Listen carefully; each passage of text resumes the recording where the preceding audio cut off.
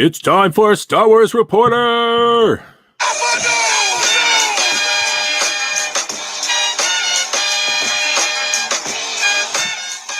The Star Wars Podcast with probably copyright music. Probably, maybe, perhaps. But you know what? I always ask for forgiveness over permission. There you go. That is very true, except with your wives. But welcome everyone to the Star Wars Reporter podcast. I am one of your hosts. I am Wookiee Steve, and I'm joined tonight. It's a small crew tonight so far. Trooper Todd. Hello there, Wookiee Steve. How you doing, buddy? I'm doing great. We were talking about this before. I'm red because I'm not embarrassed or people are talking about me. Well, they probably are, my daughters and my wife, but I got a little bit of sun, so I'm a very, very pasty guy, so I don't tan, I turn red. So they say vitamin D is really good for you. So I don't know about you, but right now where I live, it's pretty smoking hot. It's supposed to get up to like 33 degrees this weekend. Yikes. It's so funny. I tell some friends in chat from the US, I'm like, today it was 35 degrees and blah, blah, blah. And they always say, what's that in American? That sounds like your Canadian crap or something like this. It's like, I don't know that old math. You'll have to go with the metric system or whatever. So it's kind of funny. So yeah, it is hot. It was like 74% humidity yesterday. Yeah, that's why I don't miss out about not living in the area you're living in anymore. Like here, there's some humidity too because we live near the ocean. But at the same time, it's not like Ontario, that's for sure. Ontario gets pretty muggy. Yeah, it's amazing, and it does a lot of damage to our igloos. I know, right? like it's just falling down all the time. I keep, yes. So, So I just want to before we get going on and get into this very deep conversation on Star Wars nerd. Just want to make sure everyone is aware to be sure to follow us on our social media, which is Facebook, Instagram, and Twitter. And of course, follow the channel, like, share, subscribe, the whole bit.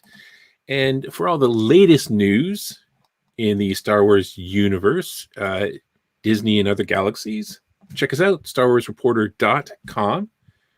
And I'm just playing around with these buttons. It's a lot of fun. Okay. So, yeah, you should play away, man. It looks great. A lot to talk about. One of the main things, of course, we're going to touch on again tonight. It's going to be episode 8 of The Bad Batch. I guess I should have said this before. Spoilers ahead. Spoilers ahead. Yes, exactly. If you haven't seen it, what is that picture for? Actually, you know what? You shared that actually on StarWarsReporter.com, and I saw that picture, and I went, "Oh, I haven't watched the episode yet." Yeah. So maybe something tells me he might make a guest appearance somewhere in the episode. Wow. Yes. I guess. When was that? I think I did that yesterday, didn't I? Yeah. I watched it yesterday. Did you? I can't remember exactly when you did it, but whenever you did it, I watched it after that because I'll have to watch this now because I'm a big fan of Bane. I'm still watching the Clone Wars, and I'm in season 3. But I know when he came in, it's like, that's when he got introduced in the second season. Things got really interesting with the Clone Wars, and he was a big part of it. He's what really kicked it off. The interest level arose in me when I saw him. Yes. So as Todd and I are rambling on with our nonsense and old guy nerdness, people that are listening to us right now, you can comment in the chat and we will respond or laugh or make fun of you, whatever. Probably not make fun. They'll probably make fun of us, I'm guessing, Steve. Possibly. And we'll try to defend ourselves or just say you're right, one or the other. Yeah. One or the other. All good. One or the other. I'm just looking, I'm like, man, do I ever need a haircut? Do you need a haircut? Yeah, not me. Like my hair is perfectly intact. Sure. I didn't have a beard a week ago. You didn't have a beard a week ago? Yeah, you looked like last week. You looked like this, right, Steve? Yeah. Except more color. Yeah, of course you have more color. Yeah. The pandemic is killing me. So other topics I want to talk about. we'll probably hit on is Disney Plus finally has added the Star Wars Droids cartoon from '85. You've been asking about that since the very beginning of the release. Yeah, they kind of made up this vintage collection, and they had the Ewoks and they didn't have kind of the droids went along with the Ewoks. And I'm like, hey, what's going on? But they added it. Yeah, it kind of slipped under, and other rumors, whatever else we want to come up with, and we'll go from there. So, where do you want to begin? Do you want to begin with the droids? Because I know we talked about a lot growing up when we were both young kids in Ontario when it came out. Right? What year did it come out, Steve? 85. 85, and I remember that and Ewoks dropped at the same time, right? But I know Ewoks is more kids friendly and early in the day, and I think Droids is later in the day, wasn't it? I had a hard time finding Droids on TV for some reason. Yeah, but I mean that was still back in the day when cartoons were on Saturdays only. Yeah, exactly. Way back, only on Saturdays. Only on Saturdays. So it was 85, and I kind of liked it. This was, again, after there was no more Star Wars. Star Wars was over, right? Return of the Jedi already gone and passed. And the Ewoks, as much as I love them, like the show was made for a much younger audience. It was still interesting because something from that was added to canon from the cartoons, because of course the animation was still like, George Lucas learned from the holiday special to really keep an eye on his products, merchandise. Exactly. Yes. Yeah. But when the droids, it was still made for kids, obviously, but it really had some really good storylines, and it was pretty much the days before episode 4, and R2D2 and C3PO had different masters and owners and stuff, and they go through different storylines. They end up with with a group of people who are their masters, and then they move on to a different like the littlest hobo. It is, and it was interesting because it was completely different stories. Yeah, so American friends probably won't know what the Littlest Hobo is. It was a Canadian show about a little German Shepherd that traveled across Canada, and it would get into these adventures every week and have a new owner every week. Then at the end, he would solve the problem and he would move on. And so I think that's what's similar with Droids. See, now I remember really liking the Ewoks show, the cartoon show. I watched it every week. I know I didn't care much for the droids, but I think maybe because it had more of a serious tone to it. And as Jeremy's saying, he's never heard of the series Droids. It's not surprising. It only lasted one season, correct, Steve? I'm sure it had one season. It was like 13 episodes plus one. I think there was I forget what it was called. It was I think it was like an hour long. I forget the name of the special. I actually just started watching it yesterday. Again, I think I got on episode 3, but it's really interesting because, again, it goes into the non-epic characters of just fighting the Empire. It just had these stories of just like normal people trying to live, or like crime bosses, and what's really interesting about it is that this is another animation that say the new Star Wars movies and projects being made took from. Like, for instance, and I always thought this, there was the first owners that C3PO and R2D2 get owned by was these two they were racers. They raced land speeders, and their speeder was called the White Witch. And this mysterious woman shows up at one of the episodes. On the left. Oh yeah, look at that! Like, the similarity is too close not to be. Isn't that pretty interesting? Some kind of inspiration for the movie. Like, look at that. Right, and it's not like they're stealing; it's still their property, right? No, exactly. But it's hard not to argue the fact that there's a lot of similarities between those two characters. Also, too, if you want to go further to that, let me get the picture up. They also had in one of the episodes a character who was a pirate, Kylo Ren, No way.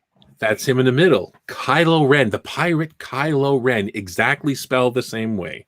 Really? Now, I did see this episode. I know I've seen this episode. I can't remember what happened in the episode, but I know I've seen it. I recognize the characters. Kylo Ren, really? Kylo Ren, yep, exactly. And then, of course, they, for a character that George Lucas didn't have much interest in, he does show up in an episode, Boba Fett. It was Boba Fett, was it? It is Boba Fett. So I didn't get all the pictures, but along with that, there's like a mention of Jabba the Hutt. There's there's stormtroopers that show up, so you would be happy. It's just really, really interesting, and it's almost kind of like the stories are on the side, like the side stories of the whole, the epic saga, right? It's really interesting because then it goes from those, then they get owned by this guy who is a what do you call that? He's like a miner. He's trying to kind of make his riches in mining and trade, and it's really interesting. So, some people might think it's too kiddie. I just think that they really pulled a lot of good stories from that, and I think, that's all of the pictures that I pulled down. But again, this isn't the first time that inspiration came from, like Ray. Remember that picture I showed you from the RPG game? I don't have a picture of Ray, who was a Force sensitive class in this role playing game, and then had the staff, the whole bit, and Ray looks just like that. It's nothing wrong with taking good ideas from the past and moving them to the future, right? There's nothing wrong with that. It is their property. They can do whatever they want to do, right? So, but yeah, I'm looking forward to seeing it. Like, I know 80s writing back in the 80s wasn't great. It's kind of one of sort of things, and but I am looking forward to take a look at it to see, if I like it more now that I'm older. I just remember it being a lot more serious than Ewoks was. I just remember as a kid, definitely. Right? So, so yeah, maybe that's why. And I know it was put on a terrible time slot. It's like they buried it in the rotation, right? I know Ewoks is really early in the morning. So anyway, I look forward to seeing it. That's for sure. Right. No, definitely. I think, and there it is in the vintage collection, it's called. And of course, it's typical 80s animation, which I love. I think they were still drawing by hand back then, but it's silly. Anthony Daniels does the voice, so R2 plays himself in the credits. So of course he does. So yeah, I enjoying it, and I don't even feel like a dork for watching a kids cartoon, because we're Star Wars fans. Come on, we're all dorks, right? So I remember as a kid, and this is so silly, Steve, but I remember, when it was out 85, so I was much, much younger. But I remember, correct me if I'm wrong, but the robot, like R2D and C3, their limbs would bend, right? Like R2 would bend, right? And I just remember as a kid, it drove me nuts, because I kept going to myself, well, R2's leg can't bend like that. I just got all hung up on that little small stupid detail. So now that I'm older, maybe I'll be more forgiving of those little blemishes. But yeah, I remember really bothering me as a kid for some strange reason. I mean, it was one episode, R2D2 and C3PO are outside of this ship in space doing repairs. Like R2, I know, in the prequels, we've seen R2 on the outside of a ship fixing it, but C3PO, he's like straddling the side of the ship, and he's like fixing something, and his legs are like, it's really funny. But it's the 80s, right? Like nowadays, all the cartoons have to be completely perfectly, it has to be realistic, exactly realistic and make sense, because otherwise kids won't buy it, right? That's the it's come so far. In the 80s, you could schlock anything and people eat it up. It doesn't have to make sense. Or let's look at Master of the Universe. The stories are terrible, but you know what? We ate it up as kids, right? So nowadays, yes, there has to be some kind of plausibility. It was fun. The 80s it was fun. and how they did things are fun. And I know people will look back at it, including us, and you'll cringe at some of it. But come on, if it wasn't for the fun of the 80s, man. I'm disappointed I didn't get a couple episodes in before today. I apologize anybody who's watching that I didn't get a couple episodes in beforehand. But I'm glad you did. So it's really good. It's really good. Just again, look for those characters. This was the original Star Wars Droids, the Avengers, R2D2, and C3PO. But look for those. Look for all those little things that we've seen throughout all of Star Wars, and even in new Star Wars that they seem to be dipping into. So that sounds like a good segue into new Star Wars, Steve. New Star Wars. Like, so there was the new episode of The Bad Batch on Friday, wasn't there? Bad Batch. The new episode. Yes. So I don't know about you, Steve, but I am so enjoying this series. Like, I didn't get a chance to talk to you guys last week about when Wrecker went kind of, when the chip inhibitor chip kicked in, right? Right. I love that episode, and then this one, I don't know, it just keeps going in a good momentum type pace, right? Like, characters are evolving, we developing, right? I just love the story. I love how dark it is.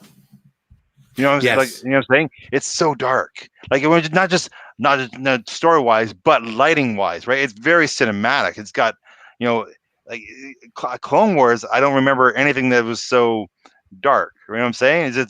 I just love the feel of it. I guess technology makes it much easier to do, I'm guessing too, but just love what's going on with that series.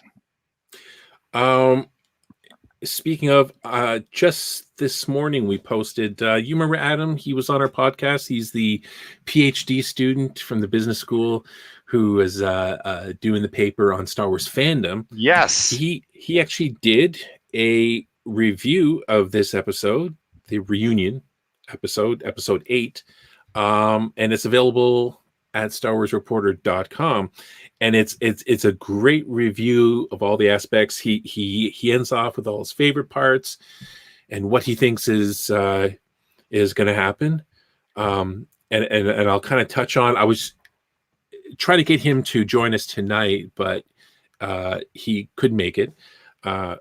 But I'll touch on some of the stuff that he said, but it's really good. The title of the article is Star Wars The Bad Batch Episode 8 Reunion is a Bane to Hunter. I guess we'll find out what that means. I don't want to spoil anything right now in our talk and jump ahead, but you're right. And I think Adam, it just reminded me of that. Adam was saying this in a part of his review, right? It's just getting better and better. Talking to different friends who are watching the show or catching up on the show, they're saying each episode seems to get better and better and better. And considering it started off good, started off really good, and it just keeps, it varies. Again, you hold up Mandalorian, right? Like how every episode's kind of evolving, and it just keeps getting better. And you come back week after week, and I kind of like the fact that I was talking to somebody today about it. It's the fact that I love the fact that it's once a week. Yes. What it does, it makes people talk about it. Like the old days, used to talk about things around the water cooler. Did you see The Walking Dead last night? This allows people to absorb what they saw, discuss, share ideas, and theorize what's going to happen. It just creates a buzz, and it creates more of an anticipation to watch that next episode this Friday, right? So, right. I like the format they're doing. I love the just how I'm getting hooked with all these characters. I'm starting to remember the names now too, so which is good because I'm still there with names, so bad with names, but I'm getting there now. But yeah, it's always nice to see Crosshair come back, and I just thought it was like just how the last episode 7 left off with the Junkers or Wreckers, not Wreckers. They were the Junkers, right? Yeah. And so Junkers. and so then they go there with the Special Elite Force, and I just these new dark stormtroopers. I just love the way they look, because they're not black. It's kind of like it's a flat black kind of look, even. You know what I'm saying? Like, they're not shiny, and so that just looks really cool, and it just blends in the night. And then I just really like what's going on. And then, of course, again, we talked before about what's going on with Omega, right? There's something special about Omega. We know that obviously the the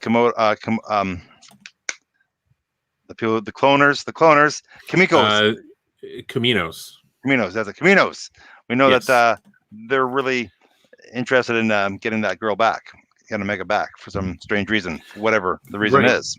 And I guess that was a part. Oh, geez, I didn't pull up a picture for that. That was an interesting part where I forget the one Imperial officer's name is. Yeah. But he basically tells Crosshair just kill them all, and the Camino's like, wait a minute, like these are very special clones, right? And you could see that that rift is already happening, or it's always been there between the Caminos and this new empire, right? The new government way that they're going to do things, right? So I just wonder if they're going to come in at some point, if they're going to be throwing a wrench in Crosshair's plans, or whoever else is going to be chasing after the Batch and Omega. Are they going to start doing something? Because not that I think that their intentions might be any better, because they still seem to be talking about the Bad Batch, those clones, as important kind of like property, right? Yes. Especially, I bet you Omega is even more important to them for property. Yes. Well, obviously, there's something special they've done with her. One, she's a female. Two, there's something about her. And three, I don't know if the Bad Batch are actually important to the Caminos. Thank you, Caminos. Thank you. Important to them or not? I think they just know that they have her, so that's why they're important. Thank you very much, Caminos. No, he says. What do you say? Is a yes. Caminionians. Yes. Those guys, the long neck guys. But yeah, so I think. Oh, here's my daughter. My daughter's here. She's going to join us for the podcast. Oh no, she brought me some dinner. Thank you. Oh, there's like a delivery. This is what so a nice daughter. Oh, thank you. Daughter. Okay. Wow, that's a very nice daughter. It's not even Father's Day anymore. Thank you very much. We've said this already. It's Father's Day every day. It is. It kind of is, Thank you for honoring us. What does Jeremy say here? He says, but you do later find out that the Caminos, I'm going to say, are less concerned about Clone Force 99 than they are Omega, not to jump ahead. Well, yeah. Yeah, and that's exactly it. That's what I'm saying. Like, I don't think they really care what happens to them. Omega's their primary target, obviously, well, that's later on the episode, but yeah. So, but I think you touched on this before, aside from the episodes getting really better, they're really, really taking their time with character development. And I'm really liking that, because, sometimes with properties like the IPs like this, they tend to rush through. Like, my opinion, the sequel trilogy rushed. Well, I mean, there was probably other problems there, but they were trying to rush a character that they wanted to be powerful and have a lot to her, i.e. Rey, and it turned into a rush thing. It's like, oh, there's this thing called the Force. It's real, mind tricks, lifting this, doing that, bam, next day, pulling ships down with lightning bolts. It's just like, you know what I mean? And looking at with Omega, it's like every episode there seems to be a little thing that they kind of like beginning of the episode, which is to me kind of reminiscent of Star Wars Rebels. If anyone has seen it, where with Ezra, it was this kind of thing in the beginning that it would show them, the relationships, interacting with each other, or as we're learning something from Kanan when he starts, getting into the Force. And it seems that here with this scene here, it's really cool. Again, the relationship between Wrecker and Omega, it kind of like, I wouldn't even say it's like fatherly, because Wrecker's kind of really innocent himself. I would almost see this like a fun, quirky uncle relationship with Omega. Yes. And how he's teaching her how to make a bomb. Yes. Or defuse it. Defuse a bomb. See, I think Hunter's more the father figure. Yes. Being the leader and such like that. But but she hasn't really developed a relationship with Static. Is it Static? There's the half the robot one guy. He's a cyborg one, and Echo, right? One's Echo, yes, and the other one I think is Static, isn't it? Tech, maybe Tech. Yeah, so I think it was Tech. So Tech, yeah. So like so obviously she doesn't have really developed a relationship with those two yet. It just seems to be Hunter, Wrecker, right? And even quite frankly, she has more of a relationship with Crosshairs than she does with the other two. Yeah, there's kind of their providing help sort of thing. But what I love to do in this episode, how it I love when films do a Mexican standoffs, and that's what kind of happened in this episode, right? When they're trying to flee the big ship, and then they got cornered by Crosshairs, they got surrounded from all three areas, right? And right, very very entertaining, edge of your seat kind of thing. What's going to happen? How they're going to get out of it, sort of thing, right? There's so much about this episode I really really enjoyed. I keep saying that sort of thing, but we were talking about other episodes where it just didn't seem to be any danger. It didn't seem to be anything that you were like, oh, this is like, are they going to make it? It was just like, oh, yeah, I mean, it's cool. But as it's progressive, like the last couple of episodes, especially this one, it was close, right? Yeah, well, that's exactly it. Like it's like watching. Look at Die Hard. The first Die Hard, you're like, oh, your second one, okay, third one, come fourth one, okay, come fifth one. Like nothing's going to happen to him. He's like a machine. And, what I'm saying? You're not worried about him at all. But there's elements of Pearl where you feel like they're in danger. And, I know it's a show and they won't get through it. But, but the thing is, what I love about this is the heroes don't get away unscathed, right? Like, right. Wrecker, how many times has Wrecker been hurt? Umpteen times already, right? I know. They get damaged every episode. Like, and of course at the end we'll get to the point, but Hunter, gets some little damage this episode too, right? So it's just kind of neat the fact that the good guys or the Bad Batch, which are our heroes we're following, aren't, nothing says that nothing's going to happen to them, right? Bad things are happening to them. They're struggling to get by. You know what I'm saying? Right. Nothing's easy breezy for them, which is great storytelling. Like we talk about 80s writing where everything just, works out. Not everything's working out so far for these guys. Yeah. Yeah, no.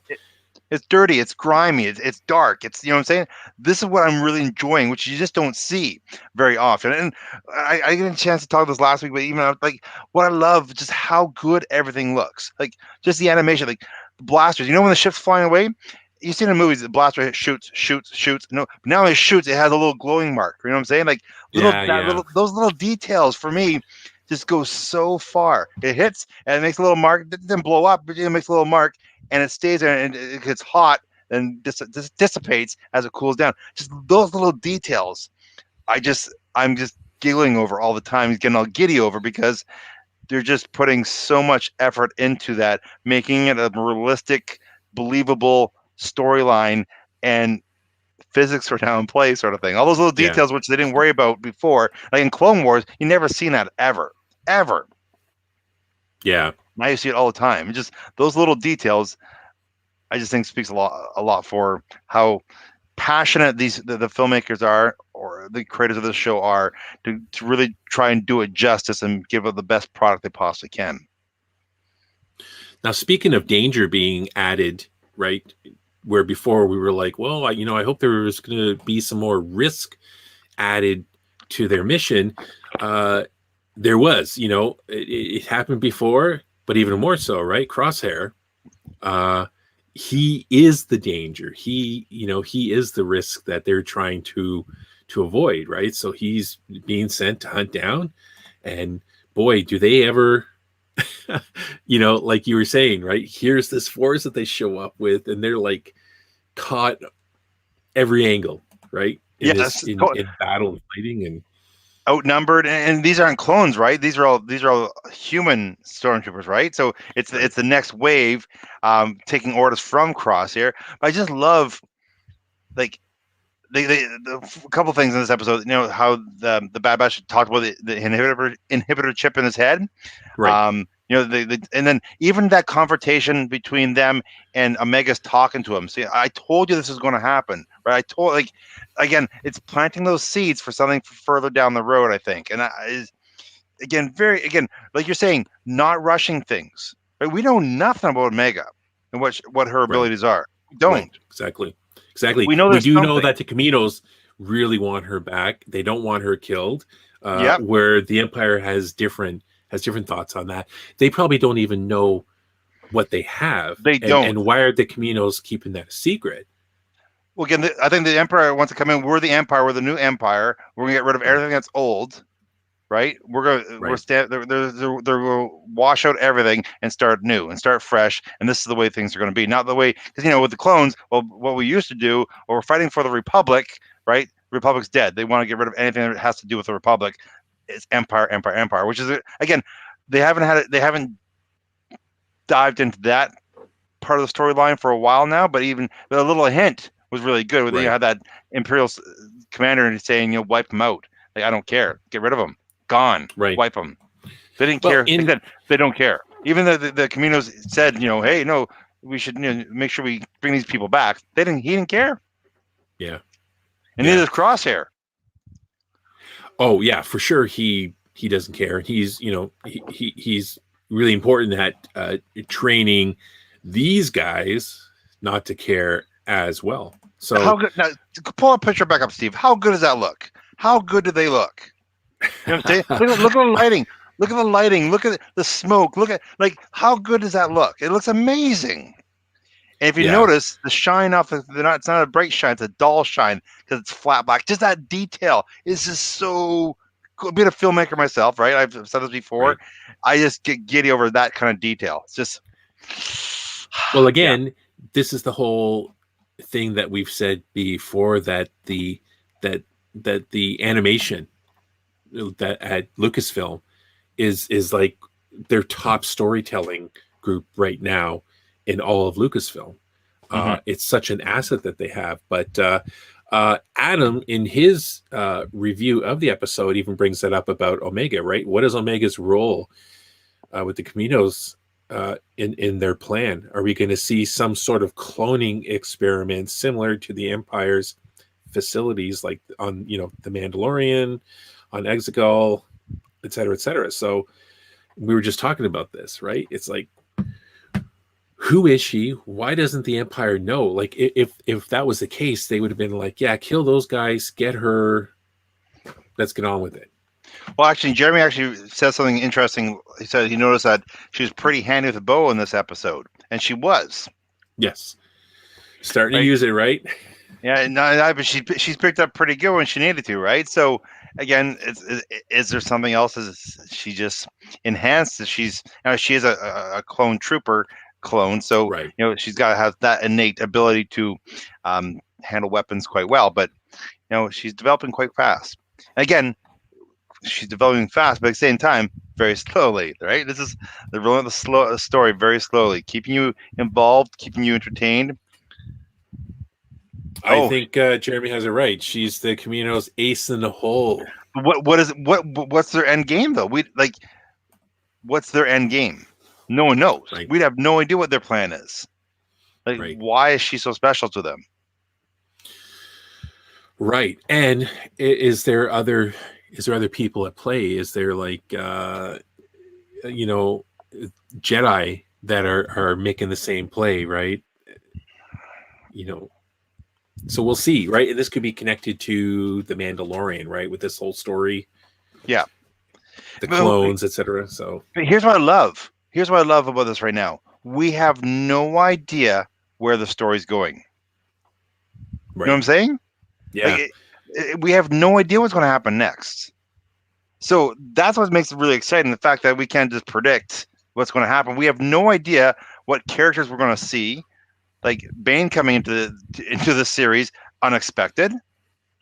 right? Oh, sorry, spoilers for that was later on. But we're getting ahead. Yeah, no, it was very crazy. Well, I mean, they've seen the picture in a couple of articles and stuff that we posted today, but yeah, unexpected. So, but yeah, like there was so much to break down. Like, it's just the whole thing, but the whole thing was kind of a chase kind of scene. The whole back-to-back episodes, we had Wrecker going kind of crazy, a big chase scene. It looked very horror-like movie style, right? That Wrecker one. Now this episode had a totally different feel for it, but the whole thing, it was a big chase scene, right? You know, the bad guys trying to get the good guys trying to get away, and there was so many different scenarios where, you know, it's only a half-hour show, but how many scenarios were in there? Like there was the one where they're all clogged up, and then they fire the engines, and then they pulled something that fell, right? And then there's one where they had to fire the engines, right? Like there was, and there when Crossers had them sniped, like had them cornered so they couldn't get out. There's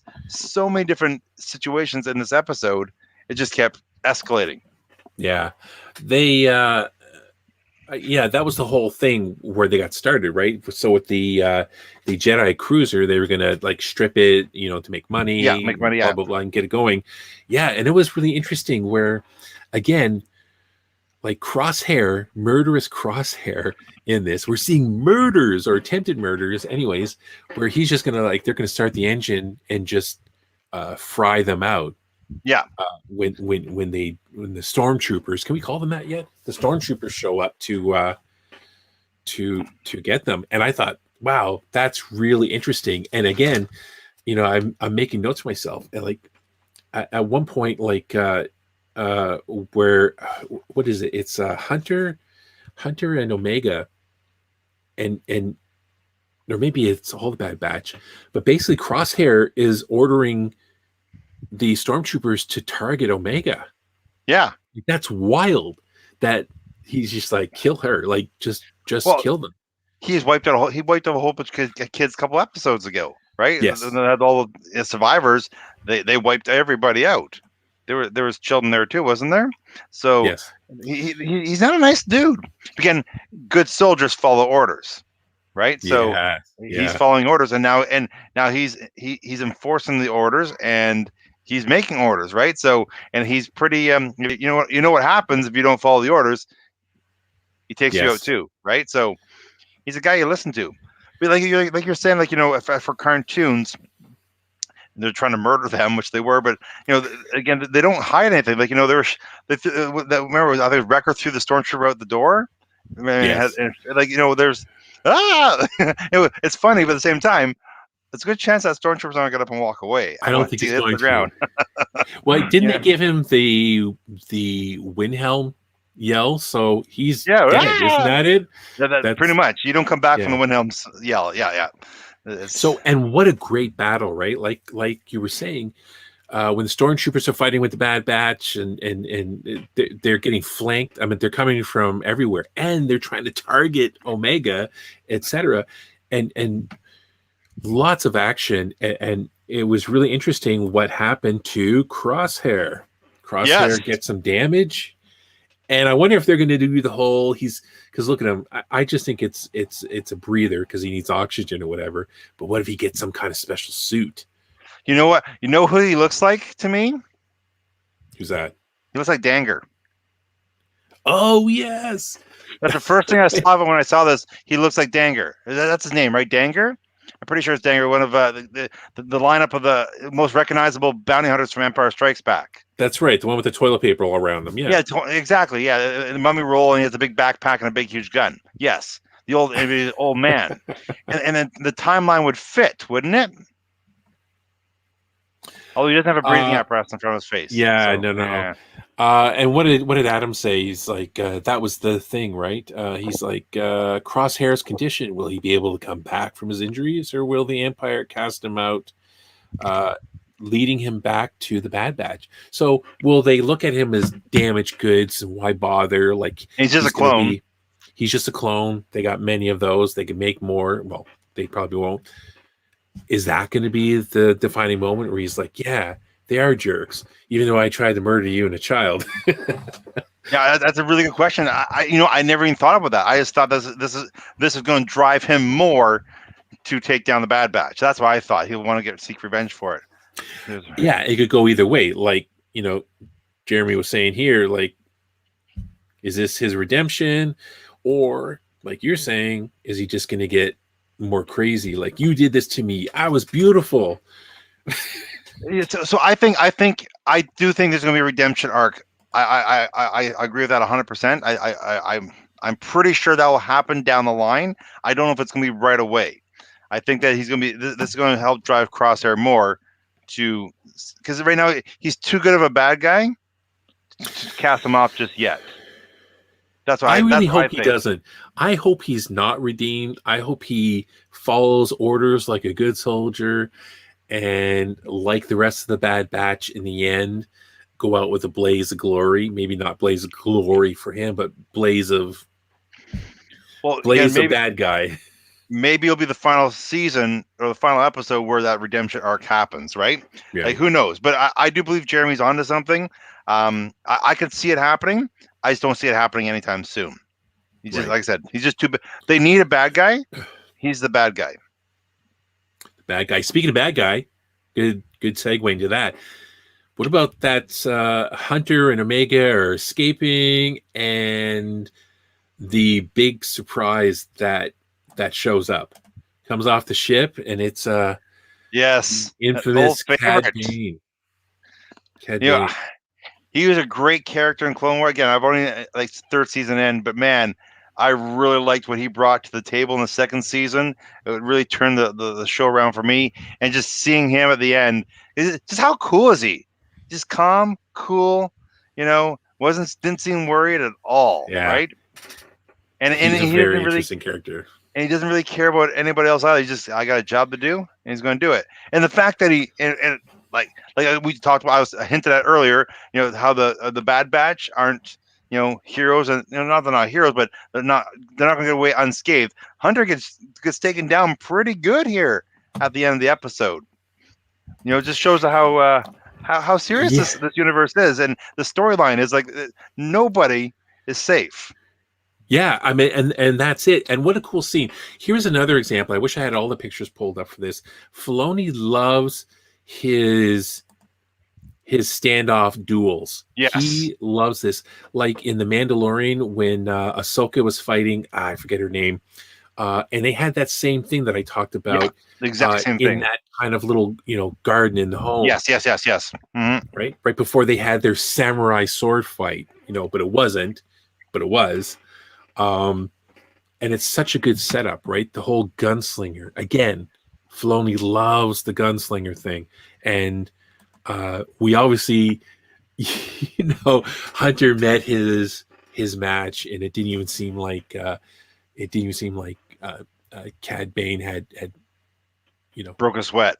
Yeah, he seemed like the Doc Holliday to everyone else, right? Yeah, with the gun. It was awesome. And see, this is just how Mara was saying, how the show just kept escalating. It just kept getting tougher and tougher and tougher. Then now you think, okay, now they're free and clear. No, they're not. Right? They show up to their ship to get away, right?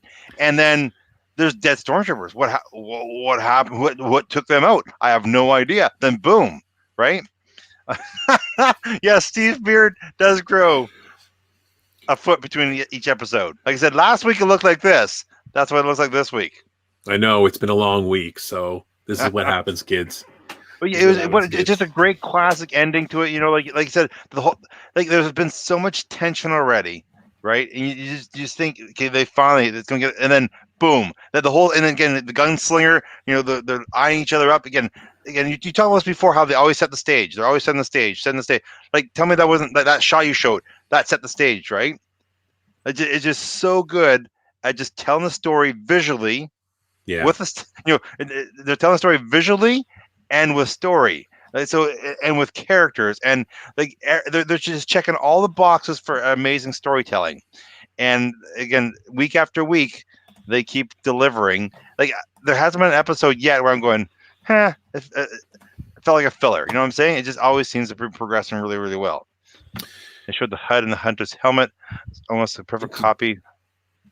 I did not know that. Republic Commando. Now, again, this was something I thought was a great scene. This was at the end when Hunter's being rescued by the rest of them, right? And he's getting up, and it's just the view from his helmet. And it was just awesome walking into the ship. Yeah, and it was like that. And Adam's review, that was one of his favorite parts, was the cool scene of the point of view of Hunter, waking up from taking a blaster to the chest plate. Luckily, Cad Bane got him in the chest plate, which, wow, stormtrooper armor that stops blasters. Yes. And Cad didn't follow up, right? Shot him, I guess, presumed he was dead, and then blasted Omega. Didn't double tap. Then he gets Omega, right? So there's that danger, right? So you have Cad Bane, but who knows if he'll be in further. He might just drop Omega off to whoever it is. And I wonder, I've been reading up on Cad Bane a little bit. I mean, he's done jobs for the Emperor. He's done jobs for the Hutts, of course. I wonder if the Caminos hired him. Oh, for sure. That's for sure. They hinted that they're going to get it. They for sure. I guarantee you, they're the ones that hired him. Hired him, yeah. Yeah, I'm positive. So, what do you think, Jeremy? You're right. That's definitely Caminos hired him. Yeah, I would say so. What do you think, Chad? And Cad Bane, this would be a character I'd love to see stay on the show, but then, of course, when you have a character like that, it would overshadow, the entire thing. It would be like if Luke Skywalker showed up episode 2 of season 1 of The Mandalorian and then stayed for the whole season. Yeah, exactly. Would anyone care about The Mandalorian? No, exactly. Exactly. So it looks like Jeremy agrees that the Caminos are the one hired. Yeah, Caminos. Dang. Those Caminos. Yes. Well, again, they want their commodity back, right? So it's going to get very, very interesting. So here's what I'm interested about is obviously they're going to take her back to the Caminos, and then what's going to happen from there? The Bad Batch are going to have to go back to Camino, aren't they? Well, wherever she is, they're going to hunt her down. And exactly. It's just going to be more, it's going to expose more of a mystery, right? When she gets back, brought to them, she'll probably be like, why this and that? And they'll probably be very forthcoming with her, or we'll find out. Are they the one that are trying to develop her? Are they developing her for someone else who's ordered her, right? Like they did with the original Storm or clone troopers. It's really interesting, right? Because it's becoming even more dark than it was before. It's really weird. Yeah. It just doesn't. Again, effective storytelling is you keep upping the stakes, keep the interest going, and you're always creating a cloud of mystery that keeps people coming back for more. If everything was wrapped up perfectly and all the questions were answered, there wouldn't be a demand to come back next week, right? Again, you don't want to, like the biggest fear we talked about Mandalorian after Luke Skywalker shows up. What are they going to do after that, right? So, what are they going to do? They're going to do Book of Fett first and then do Mandalorian, right? So you have a chance to reset, and get back into the Mandalorian where you're not comparing it to having Luke Skywalker show up, right? So, again, effective storytelling, right? It's all about that. It's all about characters, all about effective storytelling. I know. See, and this is the thing that sometimes, not so much in animation, but in epic movies, right? When they throw, hundreds of millions of dollars or whatever at special effects, and then they forget, oh yeah, we should have had a story. You have a $200 million space fight with no story, and it fails, and they wonder why, because they spent so much money on special effects. It's the story, it's the characters, it's the development, and this is a really good show. This is really, really good. I put it up there for me, with Rebels, Star Wars Rebels. I haven't seen that yet, so I'm going to try to do Clone Wars, then do that. But so Jeremy asked how many episodes are left. I believe there's 16 episodes. Yes, there were 16. So 16 episodes, we're halfway there. Yeah. And Adam points out the same thing that I was thinking. I'm sure everyone else was thinking, what needs to happen next? Rematch between Cad Bane and Hunter, although I don't think it would turn out differently. But it'd be cool, right? Maybe the rematch could be they just rescue Omega or steal Omega back. What if they steal her back before he gets to the Caminos? The only way they got different results of all four of them. Now, if it's 4 against 1, there's going to be different results, right? And they'll have to team up, I would imagine, to get the upper hand on them. Because they're not. I know they're amazingly enhanced clone troopers, but they're not Jedi, right? You know what I'm saying? And right. like the Jedi had their hands full with Bane too, right? So, yeah. Right. So this has to happen. It's just kind of like in the Mandalorian. Baby Yoda, Grogu gets caught. It's like that was this whole different thing. Like before, it was just the Mandalorian having to not get killed or to complete a mission or to do this or, to see this person. But that whole thing, right? It's like this child that now you have to rescue, right? It's like it's a different kind of urgency than just like completing a smuggling run or something for Sid. This is like real, right? And as soldiers who just took orders and they're just clones doing whatever for the Republic at the time, these things were just small. This now, especially with them learning how to feel or act like normal people, it's got to be a new feeling. It's got to be really interesting. Well, that's exactly it. And we talk about the clone, they're called the 99 Squad, right? 99. Yeah. So, like Hunter, Wrecker have really developed attachment to Omega, where I said the other two really haven't yet. I'm sure they care about her, but again, they haven't evolved emotionally as much as the other two have. Right. Again, they don't need to do all 4 right away. They just don't spend as much time with her as the other ones do. So it's just we mentioned before, it's a really neat progression that they're doing. It's nice and slow. It's nice and interesting. There's more things to come, obviously. Like I said, what's going to happen next? Are we going to see more Bane? Are we going to see, it should be good. Should be really, really good. Hey, speaking of the Bad Batch, this is kind of jumping over a little bit, maybe sideways. Just something that, as a Stormtrooper action figure collector, someone like Trooper Todd might like this new 4-pack series that's coming out from Hasbro. The 4-pack? It's a 4-pack. Yeah, I think you can get them individually, but I saw them as a 4-pack. It's the 3-inch ones, right? Those are 3-inch ones. Yes. So I'm more into the 6-inch ones. Right now. But yes, they still look pretty cool though. But they are coming out with all of them. But I think these things are really good. I just saw this 4-pack. It was covered in stories over the weekend. I didn't even touch it, but it looks really good. Throw that out there before I forgot. So I saw Hunter in one of my local stores, and I didn't pick him up, and I regret it. I didn't pick him up because now he's gone. I only saw one of them. I don't know why there's only one, but there's actually I saw Wrecker. I love one thing I didn't mention in the Bad Batch, that when they had the HUD display through is that the first time we ever seen the perspective through a clone's helmet? I can't recall ever seeing the perspective, that shot seeing what it looks like through a clone's helmet before. Maybe. I don't know. I bet you we've seen that in the Clone Wars. I'm sure I haven't seen it yet. I haven't seen it yet, and I'm in season 3. Maybe Jeremy knows, but or too bad Jason wasn't here. I'm sure Jason would know too. He's watched. That's the first time I've seen that perspective of what it looks like through a stormtrooper's helmet. It was a kind of neat little perspective, like which we mentioned earlier. But yeah. But I'm definitely interested in like this.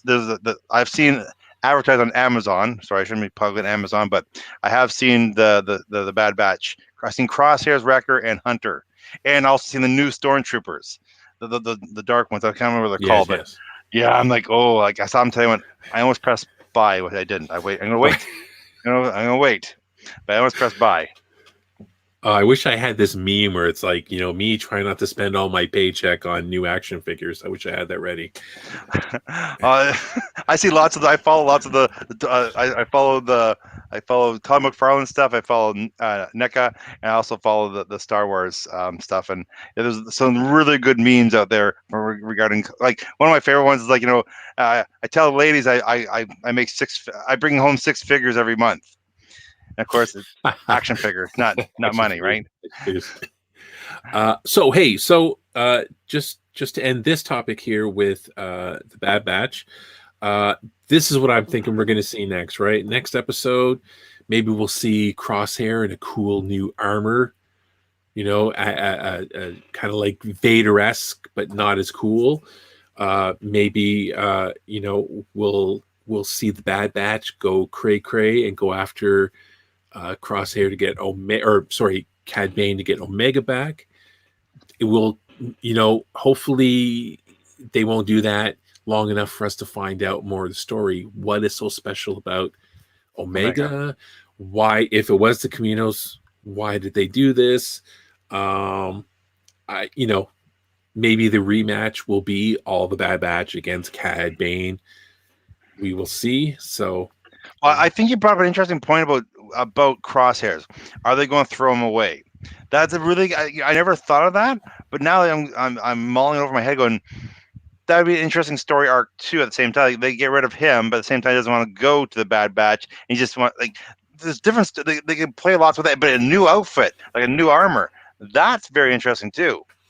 Wonder if they do some cool helmet thing, it's possible. So that we would stand out so much different from everybody else. Ooh. Or he'll be like, because his face, maybe he'll have, remember Kylo Ren?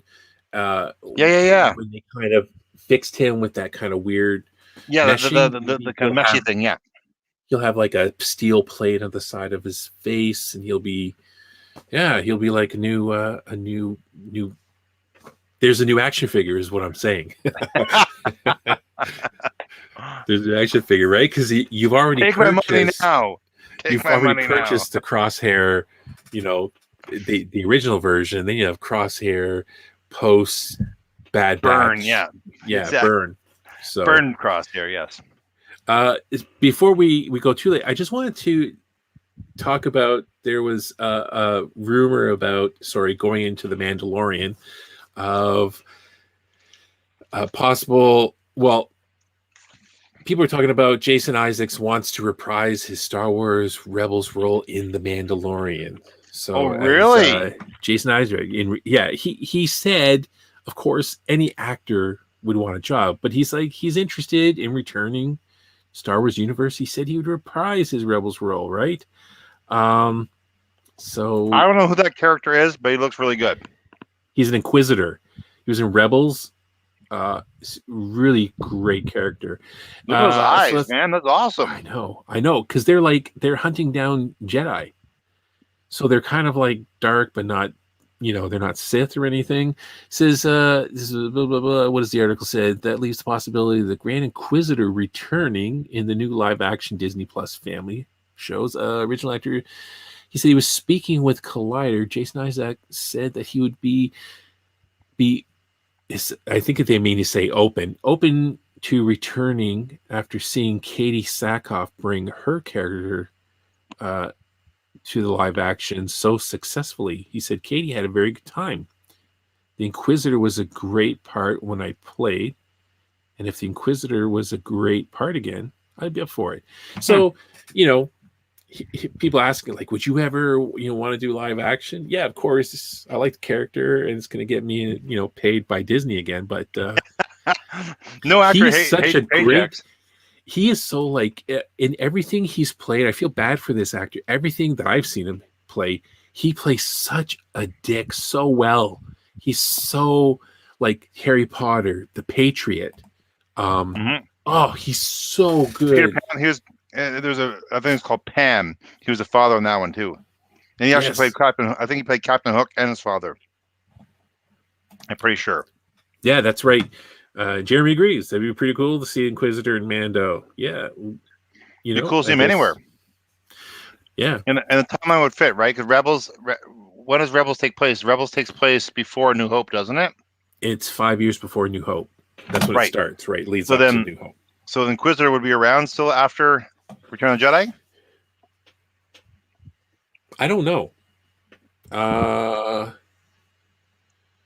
Yeah, sure. I mean, I don't think I haven't seen. I completely forget if he survived, because there's a whole arc. I'm not gonna say anything because you really need to watch Rebels. But there was a whole story arc later on about where he came from, like what he was before he was an Inquisitor.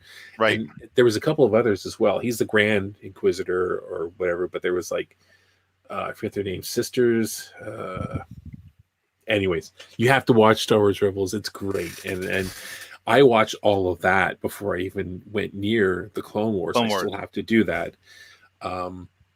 It felt more.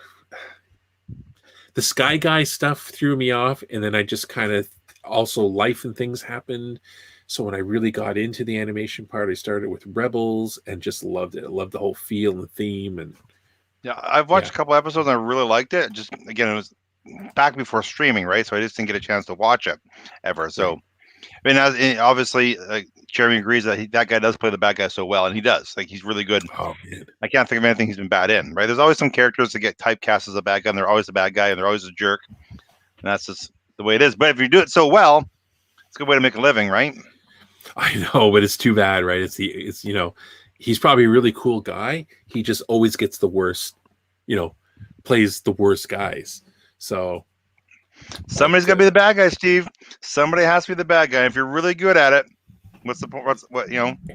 There was an actor, and Jason and I had talked about him before, where this guy, he was up for different hero roles, and he was getting a lot of villain roles or requests to do villains, and he was like, I just wish I wasn't only getting all these villain, them reaching out to him to play villains.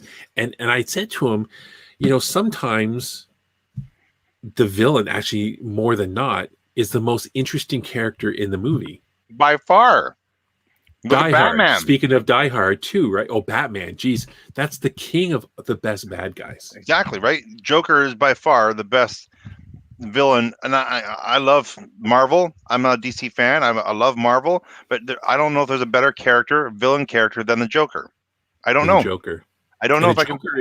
Is probably more interesting than Batman, really. Absolutely. Right. Like yeah. So that's very important to do, right? Like, look at Mark Hamill, probably one of the greatest cinematic heroes of all time, of being Luke Skywalker. Yeah. Is only doing villain roles now. Yeah. Right? Skeletor, Joker. Right? Like, he has some other little bit parts here and there, but usually he was Chucky. He's the new Chucky, right? Like, he was. So, and I don't know if you've seen the movie the new Child's Play with Mark Hamill. Yeah, it's very good. Like, Mark Hamill did an amazing job. Totally different than the original version, but Mark Hamill is worth watching it. His voice is very creepy. When he wants to be creepy, he can be creepy. Yeah, he's really good at that. So, okay, guys, let's just recap. Everyone needs to, as soon as they're done here, they need to go to Disney Plus and watch Droids. They have to buy some action figures. I don't have to tell Trooper Todd that, because that's the way it is. That's the way it is. So in Droids, you're going to see someone who kind of looks like Rey. Does not look familiar. You're going to see Kylo Ren, the original. And you're going to see characters like that. And of course, if you haven't already, go see the latest episode of Bad Batch. But if you haven't started watching Bad Batch, start doing it now. You're missing out. Exactly. Arrow. Well, comment from James here. Batman's villains are always more interesting than him, for sure. Ever read Arkham Asylum? My favorite Batman book ever, because the villains all convince Batman he's not so different from them. Just as insane, just as dangerous. Yeah, I mean, it was always that way, wasn't it? Oh, Cad. Yeah, I was talking to James about this. Cad is the best bounty hunter in the galaxy. Bane, you're right. That's his favorite. So all the Boba Fett people out there are going to get all crazy, or Mandalorian, but unfortunately, until the Book of Fett, we haven't really had a good chance to see Boba Fett in action. But yes, from what I've seen, I have to agree with him. So far, that's been captured on film or displayed on TV. But I'm looking forward to see the Book of Fett come out, where I might show a little different thing about Boba Fett. Yeah, and it'd be interesting to see a live action Cad Bane. I don't know how they would do that, but CGI. They made a frog person look very realistic in Mandalorian. They could do that easily, I think. That's very, very true. You're right. Yeah. What did I say? Fett was all hat, no cattle until he saw the Mandalorian. And on that note, thanks to everyone who joined us in the chat. Tune in next week where we talk about more nerdy stuff that our wives are disappointed in us. Embarrassed about too. Don't feel embarrassed. Embarrassed. And again, make sure you go check us out at StarWarsReporter.com. You can find us on Instagram, Facebook, still, and Twitter. And be sure that you subscribe and share this so that everyone is as lucky as you to watch this show. Everyone. It's time to go. No!